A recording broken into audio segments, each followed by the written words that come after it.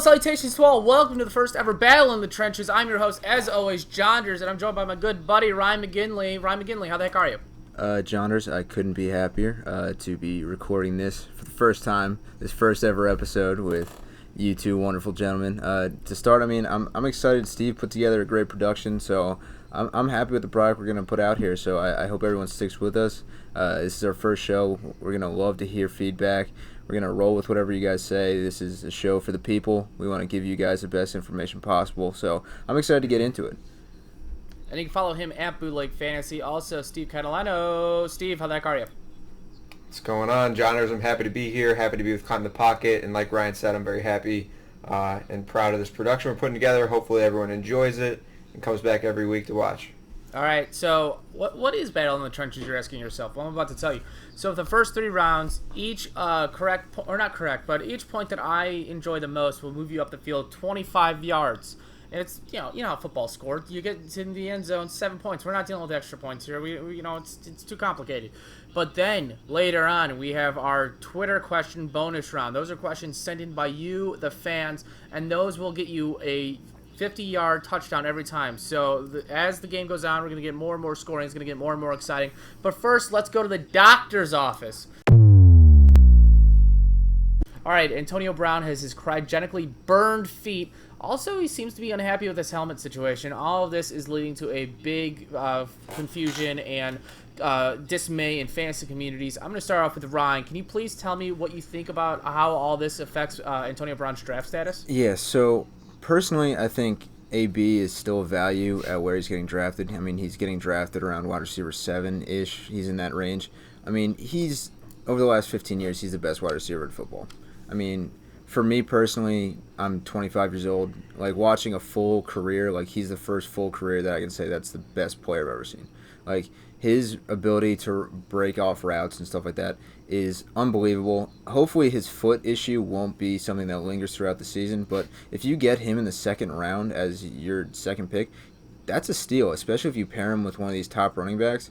You feel really good about your lineup, and, I mean, Antonio Brown is going to get 120 targets or so. It really comes down to if Derek Carr is any good, and as the number 1 and 2 haters of Derek Carr, me and you, Jonders, that's really where his deviation is going to be, depending on how good his rapport becomes with Derek Carr. I mean, he had it with Ben Roethlisberger. His kids love Ben Roethlisberger. They were wondering where he was. So I'm hoping they pick it up where he and Ben left off. So he's a steal currently for me. Steve, chime in. I'm hopping in line right behind you guys. I'm number 3, biggest Derek Carr hater.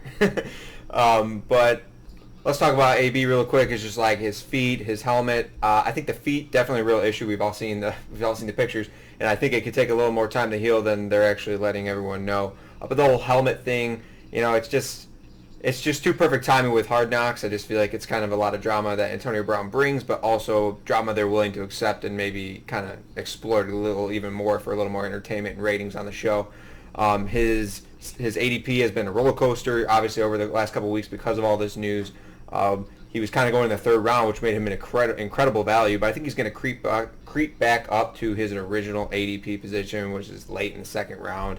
And like Ryan was saying, if you compare him with like a top running back, I think AB is a really great start. And yeah, I'm not a big fan of Derek Carr, but he's a really good deep pass thrower.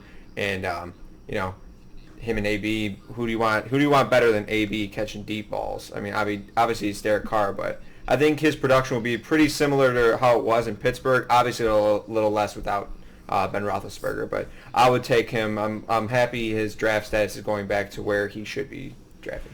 Okay, Ryan is moving up the field 25 yards out of the first round. Up next in the doctor's office, we have Andrew Luck's calf, which has turned into a high ankle sprain. Now the brass over in Indianapolis is saying that it's not a lock that Andrew Luck will be playing in Week 1. How does this impact not only Andrew Luck's draft status, but also the rest of the Indianapolis Colts? Steve, can we get you first? So Andrew Luck was going as like the QB3. I know a lot of people had him even maybe as their QB1. But now with all of these injuries, you're having 2017 Colts flashbacks where they're just not telling you everything like they did with that shoulder, and he ended up missing the whole season.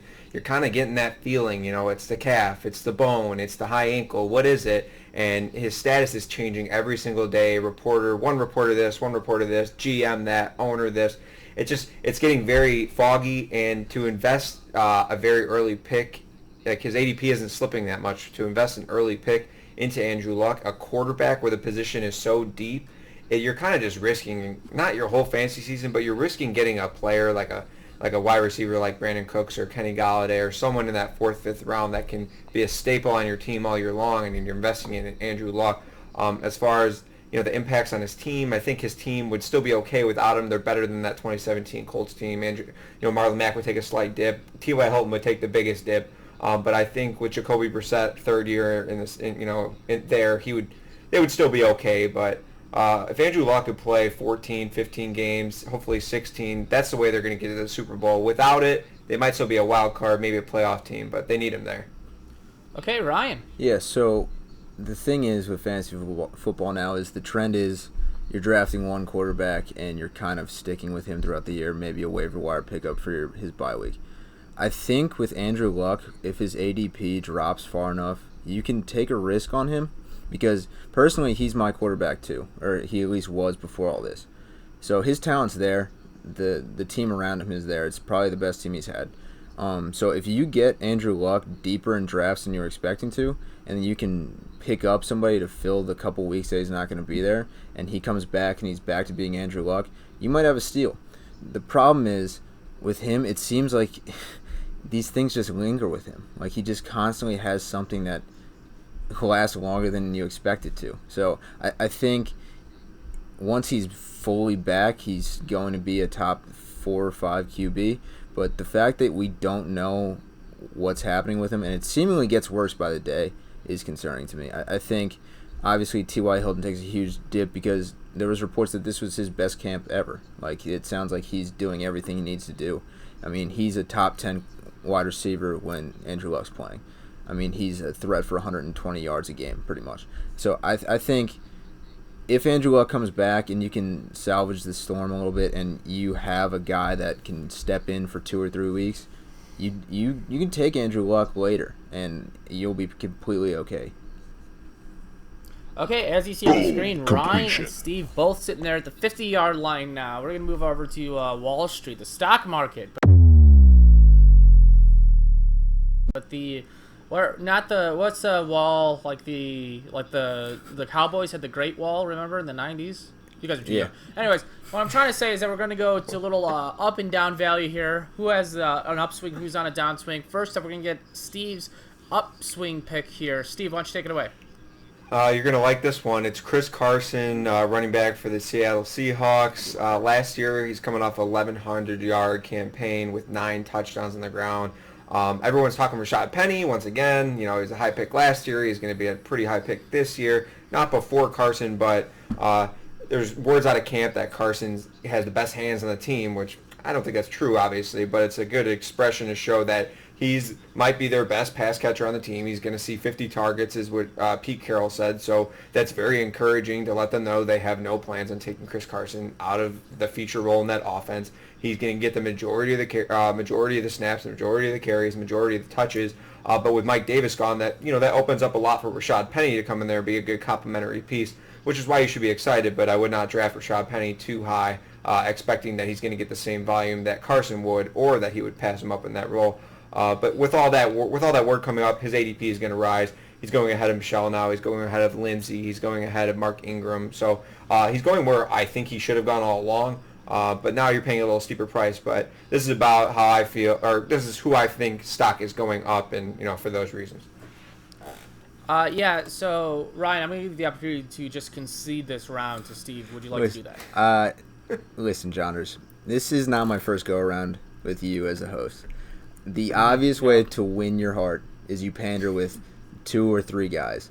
Chris Carson's one of them. Russell Wilson's another. So I understand that the pandering points are there. But I'd like to tell you why I think Mark Ingram is a better riser. Ooh. So Gus Edwards. Please. Yeah, please. Gus Edwards looked great last year in that offense. Gus Edwards is nowhere near the running back that Mark Ingram is. Mark Ingram was a running back 2 last year with the Saints, and he was the second guy there. It's very obvious that the Ravens are going to stick to running the ball. I mean, if you think Lamar Jackson's throwing the ball 35 times a game, you're crazy. And there's going to be a ton of read options that Mark Ingram's going to thrive with. I mean, it's an offense that's new to him because, I mean, it was pretty much, I mean, it was a spread offense in New Orleans, but they didn't have the same type of QB. I mean, Drew Brees is one of the greatest pocket passers of all time. So I think that Mark Ingram in this new offense, where he gets to have read carries, and I mean that's the way their offense is. They're gonna have 2 tight ends on the field at all times. I'm excited about Mark Ingram. He's getting drafted at RB, I think 23. So I mean, he's getting drafted where he was last year, but now he's a bell cow. So I'm super excited about his ability, and I mean, there's gonna be dump offs for him, and I'm so excited. You know, I have to move Steve Ford 25 yards for his Chris Carson point. Yeah. But that doesn't mean that I'm not going to move Ryan Ford 25 yards. Wow. Both moving up on that point. Yeah. Early gloat. Good job, guys. All right, now we're gonna trend a little negative here. We're gonna go, little whose stock is falling there. Who do you want to sell right now? Who are you staying away from? First, let's go to Ryan. Yep. Who are you down on right now? Yeah, so I'm down on Marlon Mack. I mean, Marlon Mack is now in an offense where the QB is kind of sketchy, so they're going to kind of test Andrew Luck early if he plays. If he doesn't play, you got Jacoby Brissett, and they're going to just put 8 guys in the box because they're going to let Jacoby Brissett beat them. Also, they brought in Donta Foreman, who was going to probably split carries with Lamar Miller in Houston. Apparently something went sour there. They didn't like his work ethic, which is crazy to me because all we heard was how great Donta Foreman was going to be. On top of that, they've got the old ball coach, Frank Reich, there. And you know what he was really good at in Philadelphia? Not sticking to one guy. So I think Marlon Mack is getting drafted too high for where his value is going to be. He's not going to be the quintessential bell cow. He saw 25 carries a game last year, but that was because the guys behind him were Spencer Ware and Naheem Hines, who aren't really traditional ball carriers. Foreman is. I think Foreman could handle 15, 20 carries if he needed to. So they're not going to have to rely on Marlon Mack game in and game out. All right, Steve, who are you down on? I'm down on Dante Pettis, and that's probably a popular pick right now. He was the only wide receiver on the entire 49ers team to not catch a ball, which is crazy to me because he's supposed to be their number 1 based on everything we heard before the preseason and before camp. And, you know, words out of camp are that he's just not having as good of a camp as they thought he was going to have. And he's not developing as quick as they thought he was going to be. But, you know, last year he played with all these different quarterbacks, C.J. Beathard and other quarterbacks and whatnot when needed. And, you know, Jimmy Garoppolo is going to be his quarterback this year. He caught 27 passes last year from 4 different quarterbacks or 3 different quarterbacks. So to assume that he's going to come in and be, you know, a high-flying wide receiver 1 that can put up 100 yards in a game or in, you know, 5 or 6 catches, you know, it's kind of a stretch. And I'm glad, you know, his ADP is probably going to come down. You know, it was in the 7th round around wide receiver 30. I see it coming down a little more. He was going ahead of guys like Allen Robinson, you know, a guy who's had 14 touchdowns and 1,400 yards in one season before. I mean, that's a whole different level. Like that receiver right there has proven that he is able to have an elite season. We haven't seen that from Dante Pettis. We're going strictly off upside and, you know, flashes for what we saw last year. And sometimes in fantasy football, you might be reaching for that upside, but sometimes you should stay a little safer. But I understand maybe in this part of the draft you might want to, you know, take a risk and whatnot. But I would much rather grab a guy like Allen Robinson at this point of the round. All right, Steve has crossed the plane there. He's the first person to ever score a touchdown in Battle of the Trenches. How about it? Let's go. Touchdown. All right, that was too much. All right. Hey, so here's the next thing. Draft strategies. We'll do a little sit start here, but we obviously aren't playing fantasy games yet, so we're doing draft strategies right now. Ryan, what's your favorite draft strategy here? Yep. So what I do is I alternate running back and wide receiver in round 1, round 2. That allows me to just kind of have an open playing field for the rest of the draft. It doesn't force me to reach later in drafts where there's studs across the board in the first 2 rounds. I mean, without a doubt, you're going to get somebody who's going to put up points in the first 2 rounds as long as you know that the guy is consistent. I mean, round 1, round 2 aren't for reaching, and I mean, after that, you can build a foundation of guys that you have flexibility at different positions where you can say, oh, this is a guy I'm going to reach on, but I mean, I already have consistency at one position. It really allows you to open up your team, and then it gives you the flexibility to take a tight end later, which is what I personally do. I let the big tight end guys go first, and then the other tight ends fall a little bit because everyone thinks that the guys that were worth drafting are gone. So you can get somebody that you hone in on. Like this year, I'm looking at Jared Cook, and I think Jared Cook is going to be, I mean, he's a top 5 tight end this year in that offense in New Orleans. So if you can get Jared Cook in the 7th, 6th round, you're going to get production. You're not going to miss out on much, and he's going to be slightly below the top 3 guys, but I mean, not that much comparatively. So it allows you to have a well-balanced team, and it allows you to make moves on the waiver wire that aren't fully for need, but I mean, it's a long season projection, and that's what I personally like to do. Steve, what are your draft strategies here? So there's a lot of things to consider when it comes to draft strategy, your league size, and who's in your league, kind of anticipating what picks are going to go at what point, because you know how a certain person in your league likes to draft. But I'll just kind of nail on 2 points. Kind of what Ryan said early on, you really can't screw up in the first 2 rounds because it's loaded with studs, so you don't want to reach on anyone. You kind of want to grab the guys that are not safe, because everyone, I mean, they're all safe, but you want to grab the guys with upside too, but they all kind of have a pretty good amount of upside as well. So you can go wide receiver, running back, wide receiver. It really doesn't matter as long as you grab 2 guys that you're very confident will be in your lineup all year long, producing fantasy points. That's what you don't want to screw up on. Like everyone says, you can lose your league in the first few rounds. You really can't win it, you know. But the second point would be, don't draft an early quarterback and tight end. You know, you can do one of them if that's what you want to do. And when I say early, I'm talking like 3rd round for a tight end, 4th round for a quarterback. But what you don't want to do is take a tight end in the 3rd round and then follow it up with a quarterback in the 4th or 5th round, because you set yourself way behind in the positional depth that you need in your team with running backs and wide receivers. You're just going to be way behind everyone while everyone else is loading up on their bench. And by the time it gets to the point in the 6th or 7th round where you need to get those backups, all the starting running backs are gone. The wide receivers don't look nearly as good. You're just going to kind of set yourself back. So if you don't want to wait on both positions, you can go ahead and take one of those early. I would prefer tight end, like he was saying. I think the sweet spot this year for tight ends is in that 5th to 7th round. Guys like Evan Ingram, Hunter Henry, Jared Cook, guys like that. I think those are going to be your sweet spot this year if you want to go tight end. But I'm not opposed to waiting a little longer too for a quarterback or a high upside tight end if you like to be the streamer. Hey Ryan, who is the second man to walk on the moon? Was it Neil Armstrong? I don't know who it was, but what I am saying is that you're the second man to reach the end zone here on Battle of the Trenches, and maybe history will be kinder to you. Maybe people will remember your name. I don't know. Exactly. Touchdown. I don't know. All right, I hope guys. so. So it's 7-7 right now. Going into our final round, the bonus round, the Twitter question sent in by you, the fans out there. But this first name is pretty familiar to people that have been following Climb the Pocket for the past few years. It's at 360FFB. Ryan, do you know this person? I play video games with him, and he's not very good. And, I mean, he is very biased against my large redheaded son, Carson Wentz. So, no, I don't know. Okay, well, you're going to take this first one from him. Is it a good move by Juju to take Hopkins over himself in a fantasy football league? I think by Juju he means Juju Smith-Schuster, but I'm not sure. Let's assume that's what he's talking about. Yeah, that's a good assumption. Listen, if it was me, I mean, I would take DeAndre Hopkins over myself just because I know I'm not going to put up the fantasy points as him. But I think Juju's got a case for wide receiver 1. And, I mean, he's got a bet on himself. Plus, he's in a league with, like, Zach Efron. Like, come on.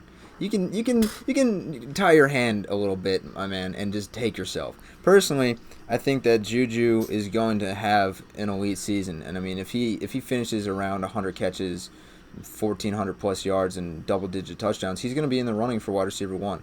I fully understand him taking DeAndre Hopkins because DeAndre Hopkins is a freak of nature. I mean, aside from Odell, he has the best hands in the league, probably. I mean, wow. So I think DeAndre Hopkins is on another level, but Will Fuller's back there. They've got Duke Johnson on the backfield too, so the targets aren't all going to be DeAndre Hopkins, which is not exactly the case that you can say in Pittsburgh, where it's Juju, Dante Moncrief. I mean, James Conner's going to get work out of the backfield, but I mean, I don't think that's where he thrives. I think he's more of a running back than a pass catching back. I think that Vance McDonald might hawk a couple touchdowns, but Juju's going to be right around that 10 touchdown mark. So I think he's fine taking himself there. Back-to-back touchdowns. Ryan McGinley in the end zone, 14-7. Touchdown. Our next question comes from Hawks Cougs. Where do you see Phillips Lindsay this year, coming off a broken wrist? Well, I'm going to take this one, guys. I see him in Denver. I think he'll be in Denver this year. 8 games at least. All right, this next one's for you, Steve. This is from a Steven, not a Steve. At Steven Hart 94. I have the number 1 overall pick and then the number 1 pick in the second round. Do you think taking Kamara first would be reaching? So, okay. I don't know what kind of league this is. This has more questions than answers. Use a snake draft. What is wrong with you? Were you in the last place of your league last year, and now you get to pick in the first pick of all the rounds? And this is lunacy. Who are you playing fantasy football with? This makes zero sense to me. Now about Alvin Kamara, though, what do you think about this, Steve? Him is the number 1 overall. It could have been like a second round reversal. I've heard the third round reversal, but I've never seen this. Maybe he's trading draft picks, whatever. Anyway, I think Alvin Kamara's ADP is like 2. So certainly not reaching to take him at number 1. And I can understand why people might not want Barkley this year. That Giants offense is just very questioning. You know, they got rid of Odell Beckham, and their line didn't improve that much. I mean, it did improve, but over the last half of the season and, over the offseason. But I can see why you might not want him on your team. That's why if I get a choice in my drafts, I'm going number 2 or number 3 because the sweet spot is Alvin Kamara or Christian McCaffrey, and whatever one falls to you, I'm glad taking. Personally, my number 1 is Alvin Kamara. I think his role in that offense is even better than it was last year. They just got rid of Mark Ingram, who is a better running back than Latavius Murray. Now, Latavius Murray will have a role, but I think they know what they have in Alvin Kamara. He's the most efficient running back in the league, not named Todd Gurley when Todd Gurley's healthy.